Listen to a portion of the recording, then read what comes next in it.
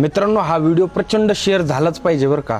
प्रत्येक पालकापर्यंत हा व्हिडिओ पोहोचला पाहिजे. जी पालक आहेत ना, आपल्या मुलांना ती मुलं परेशान करायला लागली म्हणून त्यांच्या हातात मोबाईल देतात आणि त्यांना काही काळासाठी शांत बसवतात आणि त्यांच्यापासून होणाऱ्या त्रासातून स्वतःला वाचवून घेतात.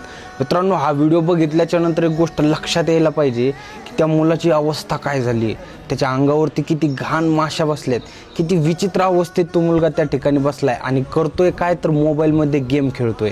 हो मित्रांनो, आत्ताच्या घडीला सगळ्यात मोठी भीती कोणती असेल ना, तर आपल्या मुलांना मोबाईलपासून दूर ठेवण्याची. कारण मुलांना मोबाईल बघितला ना तर काहीच सुचत नाही, ना भूक ना तहान ना काहीच कळत नाही. त्यांना फक्त मोबाईल हवा असतो आणि त्यांची अवस्था ही अशी भयंकर झालेली दिसते. याला कारणीभूत फक्त आणि फक्त त्या मुलाचे पालक असू शकतात.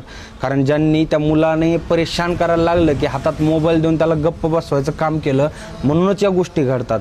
तुम्ही देखील तुमच्या मुलांसोबत अशा पद्धतीने वागताय का? वागत असाल तर अजिबात वागू नका, कारण उद्याच्याला या मुलाच्या जागेवर तुमचा मुलगा देखील असू शकतो.